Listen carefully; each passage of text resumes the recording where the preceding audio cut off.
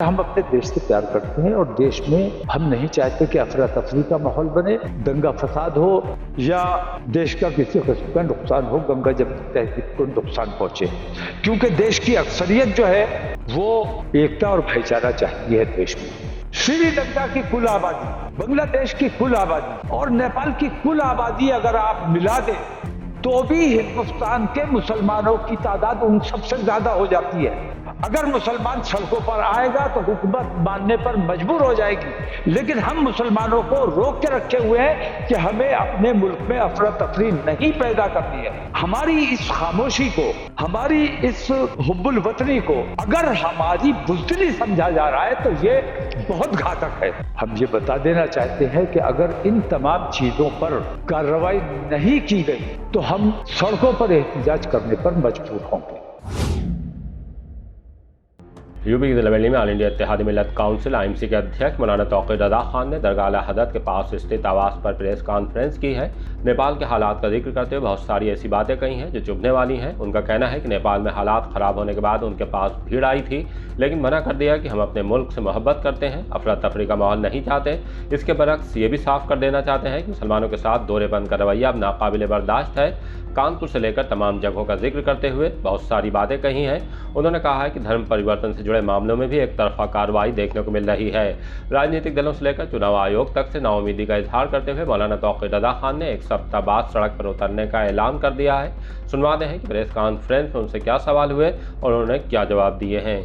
पिछले काफी दिन से मुसलसल मुसलमानों को भड़काने, मैं समझ नहीं पा रहा हूं कि क्या चाहते हैं ये हिंदूवादी संगठन, उनका असल मकसद क्या है, क्यों ऐसा करते हैं।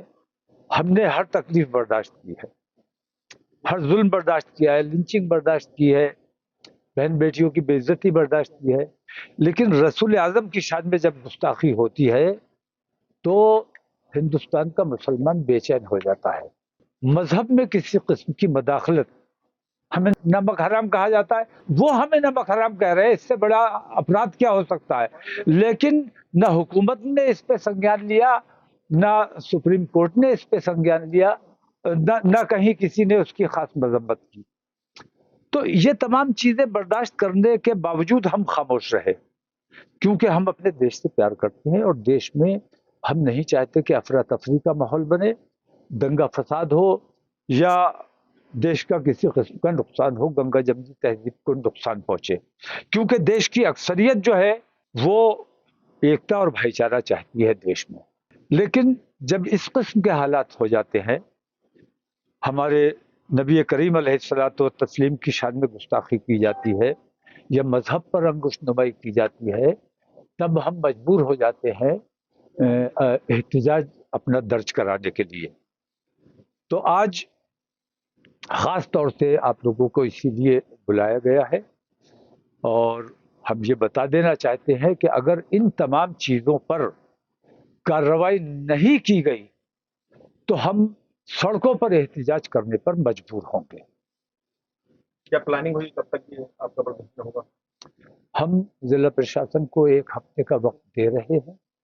1 हफ्ते के अंदर अगर गिरिराज सिंह पर हुकूमत कोई संज्ञान नहीं लेती है, उन पर कोई पाबंदी नहीं लगाती है, अगर जिन लोगों ने गुस्ताखियां की हैं उन लोगों पर कार्रवाई नहीं होती है, और ईश निंदा कानून में बार बार कहता रहा हूं कि किसी भी मजहब पर, सिर्फ मुसलमानों की बात नहीं कर रहा हूं, किसी भी मजहब के धर्मगुरुओं पर या मौजूद शख्सियतों पे अगर अंगुश नुमाई की जाए तो इस किस्म की पाबंदी का एक ईश निंदा कानून लाया जाना चाहिए। अगर हुकूमत 1 हफ्ते के अंदर हमें कोई आश्वासन देती है, इस तरफ कुछ काम करती है तो ठीक है, वरना हम 1 हफ्ते के बाद सड़कों पर एहतिजाज करने पर मजबूर हैं। लेकिन आरोपी को तो पुलिस ने गिरफ्तार कर लिया था उसमें।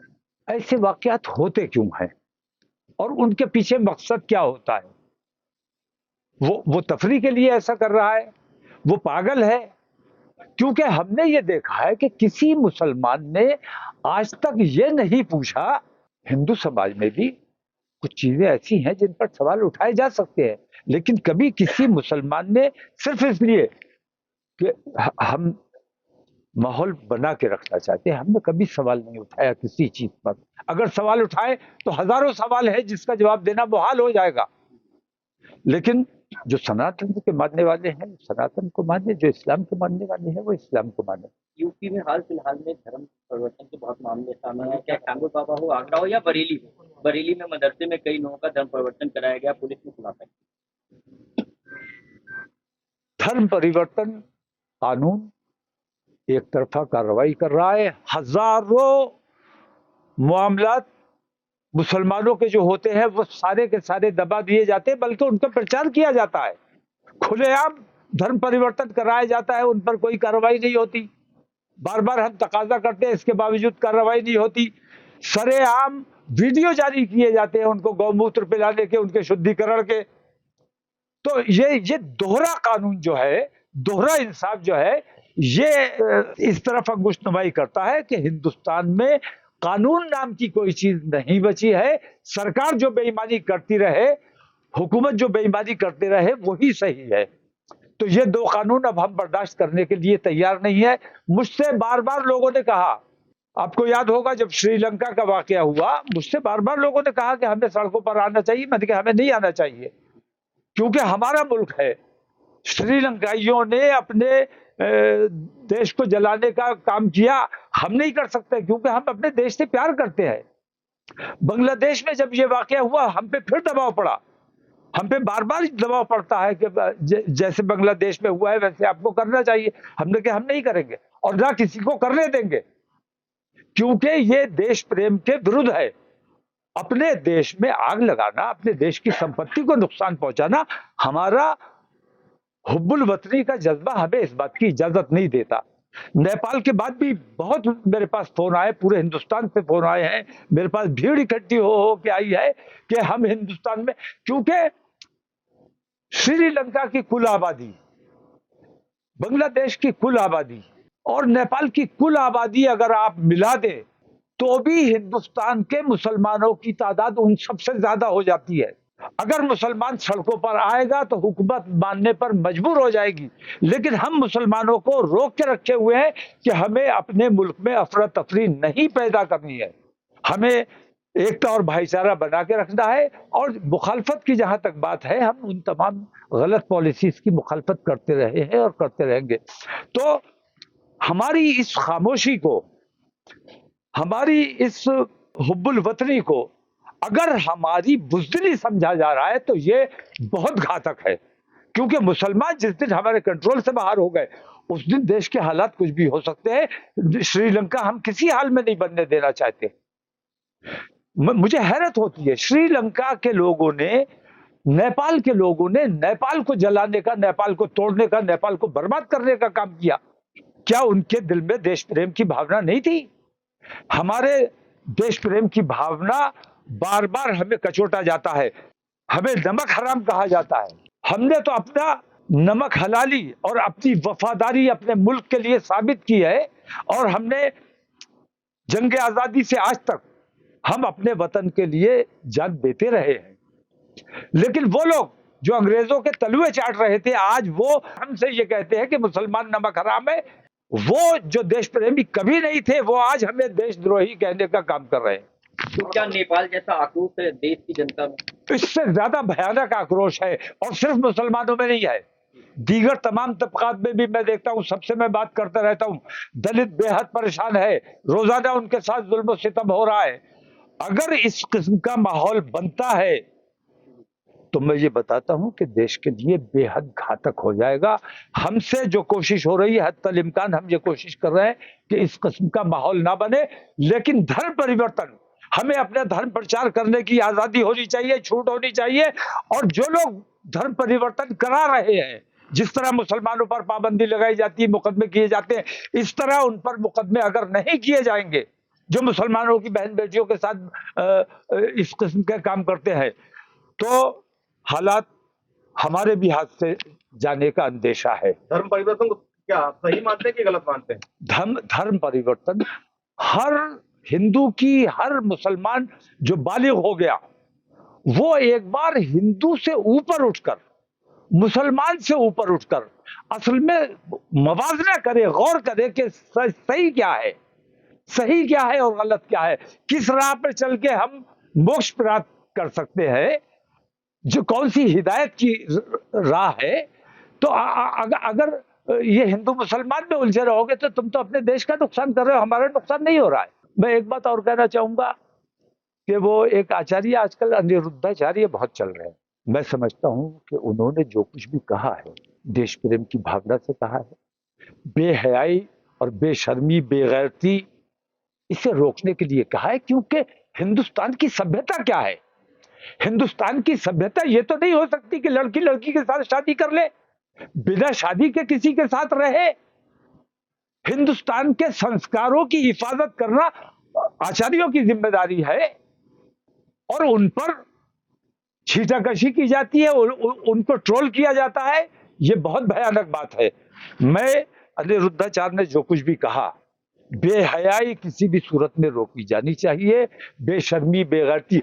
और हमारा मसला यह है कि आज हम हुकूमत से ये पूछना चाहते हैं कि हिंदुस्तान का मुसलमान क्या करे। इन तमाम तकलीफों के बावजूद आज तक हमने कुछ नहीं किया है। हमें भारतीय जनता पार्टी सता रही है, आरएसएस सता रही है, जुल्म कर रही है। हमें कांग्रेस से कोई उम्मीद नहीं है, वो भी हमारा इस्तेमाल करते हैं, ये गाली देकर हमारा इस्तेमाल करते हैं, वोट लेने का काम करते हैं। वो लोग हिमायत नहीं करते हैं लेकिन मुसलमानों पर डिपेंड है। अगर हम नहीं है तो वो नहीं है। जगत गुरु रामभद्राचार्य ने कहा है कि ये मिनी पाकिस्तान बनता जा रहा है, खासतौर से पश्चिमी उत्तर प्रदेश वो अब जब देख ही नहीं पा रहे तो वो जो दिख रहा है उन्हें वो बोल रहे हैं, जो सपने में उन्हें आ रहा है वो बोल रहे हैं। मैं उन पर कुछ नहीं कहना चाहता। जो देखिए ऐसा है, धार्मिक शख्सियत को इस किस्म की गुफ्तगू नहीं करनी चाहिए। कोशिश ये करनी चाहिए कि देश का माहौल अच्छा बना रहे, देश में अफरा तफरी ना हो। आई लव मोहम्मद पे भाई हिंदुस्तान का, दुनिया का मुसलमानों का बच्चा बच्चा रसूल आजम सल्लल्लाहु अलैहि वसल्लम से मोहब्बत करता है और जान देना पड़े तो देने को तैयार और जान लेना पड़े तो लेने को तैयार। उस पर आप आई लव मोहम्मद कहने की बुनियाद पर रखकर मुकदमा कर देते हो, इससे ज्यादा अन्याय क्या कर सकते हो। तो आज की तारीख में हुकूमत से हम नाउम्मीद हैं, तमाम सेकुलर पार्टियों से हम नाउम्मीद हैं, चुनाव आयोग से हम नाउम्मीद है। चुनाव आयोग सरकार के दबाव में जो एनआरसी सरकार नहीं कर सकी, ये बाईपास तरीके से एनआरसी लागू करने की कोशिश की जा रही है। चुनाव आयोग हमारा साथ नहीं दे रहा है, बेईमानी कर रहा है। जिला प्रशासन शासन सब हमारे खिलाफ हैं। ऐसी सूरत में अगर मुसलमान नाउम्मीद होकर सड़कों पर आ गया तो उसकी जवाबदेही किसकी होगी। इसलिए मैं हुकूमत से मांग करता हूं कि इस तरफ खास तवज्जो देने की जरूरत है कि मुसलमानों को जो उनके हुकूक है, हमें कुछ नहीं चाहिए, हमें नौकरी तुमसे नहीं चाहिए, हम मजदूरी कर लेंगे, हमें कुछ तुमसे नहीं चाहिए, लेकिन अल्लाह के वास्ते हमें मुसलमानों की तरह आजादी से अपने मजहब पर अमल करने दो। और हमारे बुजुर्गों पर, कुरान पर, रसूल आजम पर किसी किस्म की टिप्पणी करोगे तो अब किसी भी कीमत पर बर्दाश्त नहीं किया जाएगा। इसके बाद अगर ऐसा कोई वाकया होता है तो इसकी जवाबदेही हमारी नहीं होगी, इसकी जवाबदेही उत्तर प्रदेश सरकार और हमारे राष्ट्रीय सरकार की होगी। चुनाव आयोग की बात कही, राहुल गांधी लगातार वोट चोरी का मुद्दा उठा रहे हैं, तो राहुल गांधी की बात से सहमत है, यानी कि आपको लगता है कि वोट चोरी हो रही है? मैं वोट चोरी, देखिए मैं वोटों की बात ही नहीं कर रहा हूँ, वो सिर्फ वोटों के लिए लड़ाई लड़ रहे हैं। और ये जो चुनाव आयोग जो एसआईआर ला रहा है, ये उसने बिहार में टेस्टिंग के तौर पर लाए हैं, इसे पूरे हिंदुस्तान में लागू करना है उन्हें। तो राहुल गांधी सिर्फ बिहार कर रहे हैं क्योंकि बिहार में चुनाव है। उन्हें कहना चाहिए कि ये पूरे देश के लिए घातक है। तो मैं किसी पार्टी की हिमायत नहीं कर रहा हूं, मैं तमाम पार्टियों से नाउम्मीद हूं। वो जब भी मौका आया है, अखिलेश की सरकार आई है, 100 दंगे हमने बर्दाश्त किए हैं, हमने हर जुल्म हर सितम बर्दाश्त किया है, लेकिन अब इस किस्म के मजालिम अगर नहीं रोके गए, हुकूमत ने संजीदगी से इन तमाम चीजों पर गौर नहीं किया तो इसके गंभीर परिणाम हो सकते हैं। एक हफ्ते के बाद इंशाल्लाह, एक हफ्ते का वक्त दे रहे हैं, इसके बाद हम सड़कों पर आने पर मजबूर होंगे। तो मैं नहीं समझता भाई, हमारे देश के प्रधानमंत्री, उनके नाम की कोई फिल्म है, लोगों को देखना चाहिए, देखो। लेकिन एक बात समझ लीजिए, देश के प्रधानमंत्री हैं, हमारे भी प्रधानमंत्री हैं, लेकिन वो देश के प्रधानमंत्री अपने आप को मानते नहीं हैं, वो सिर्फ अपने आप को सनातन का प्रधानमंत्री मानते हैं।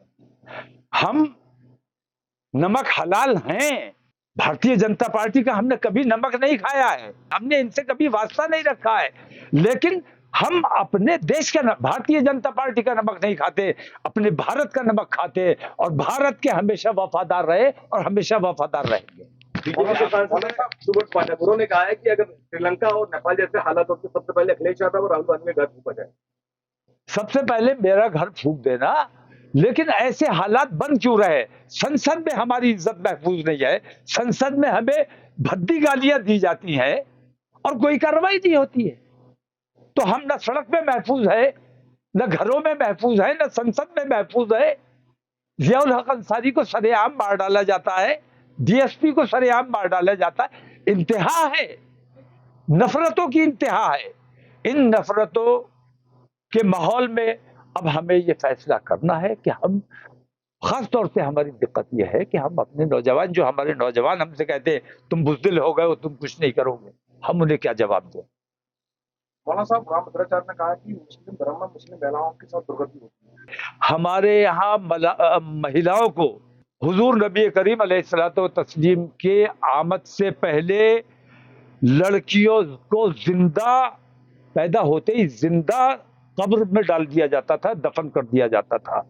लेकिन हुजूर ने उनकी हिफाजत फरमाई है, और जो अपनी बेटी को पालता है, उनकी देखभाल करता है, उसको जन्नत का मुद्दा दिया है।